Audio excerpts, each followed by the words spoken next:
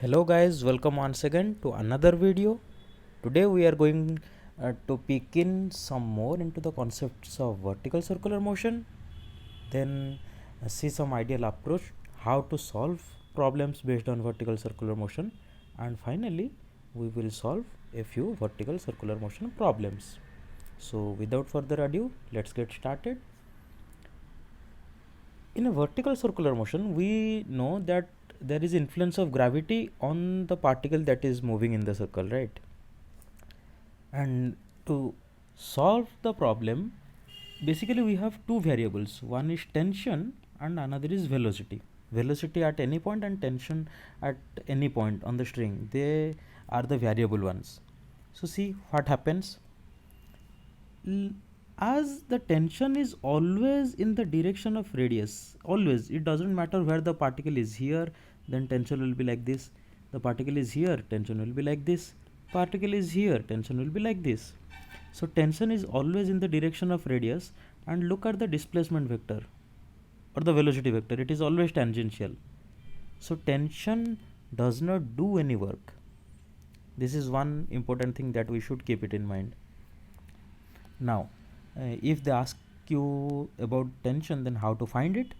See, let's assume any general position right here. I am assuming a general position right here which is present at an angle theta from the vertical connecting the lowest position, this vertical line connecting the lowest position.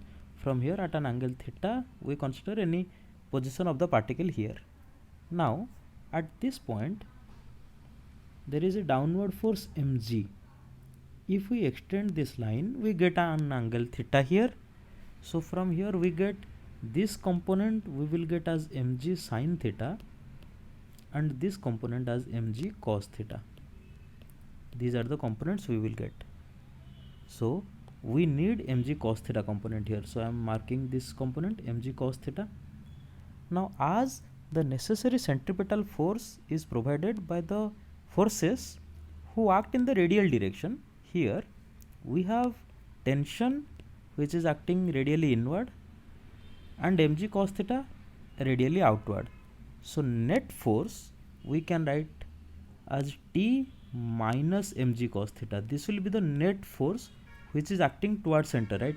T this way and mg cos theta outside. So net inward force will be T minus mg cos theta.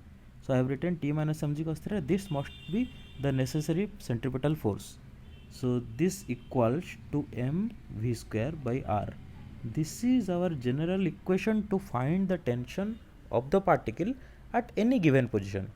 As the theta will vary, so the position of the particle will vary and hence the tension. Now let's look at velocity. What happens to velocity?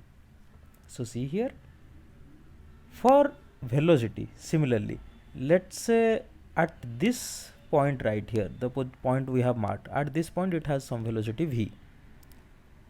Then if we use work energy theorem, then we know, see at this point we have given the velocity u to the particle, and right here the velocity is v for the particle. So the particle's velocity has changed and hence its kinetic energy has changed. So what is the change in kinetic energy? The change in kinetic energy we can write it as half m u square minus half m v square. This is the change in kinetic energy. Now this change in kinetic energy, where might have been gone? Who are the forces who have done some work? See, the tension here is always towards center and the displacement vector is radial, so the angle is 90 degree. That means tension cannot do any work, right? So whatever work is done, it is done by mg only. Mg is the only other force. Remember guys, here most of the students think there are three forces acting. One is mg, one is tension, and one is mv square by r. You should keep it in mind that mv square by r is not a separate force. It is like let's say in class there are four people. Let's say four people like Ram, Shyam, and let's say Hari is there, and let's say Gopal is there. So there are four people in the class. In the class we can say, let's say Syam is the monitor of the class. So monitor, if we say Syam is monitor, that doesn't mean monitor is another person. Rather one of the person acts as monitor, right? It is not a fifth person altogether. Rather, there are four people only. One of the person acts as the monitor.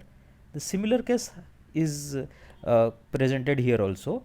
mv square by r is not a separate force. Rather, the different forces, the natural forces like tension or mg, or there might be normal, or there might be friction, they are the forces who at different situations they may act as mv square by r, they may act as the centripetal force. So centripetal force is not a separate force.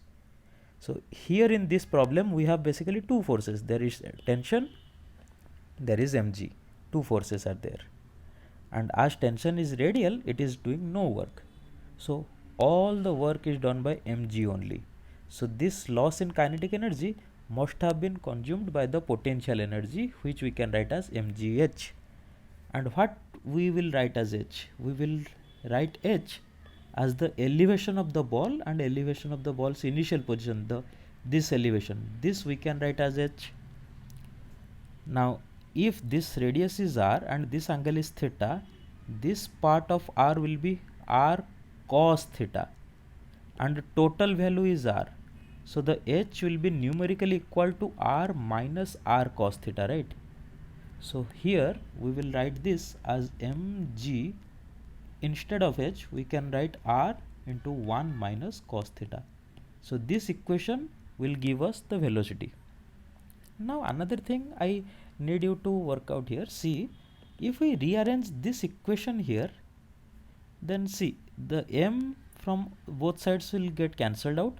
Let's multiply 2 everywhere, then we get u square. From this equation we are getting u square minus v square equal to 2gh. I multiplied 2 in LHS and RHS both.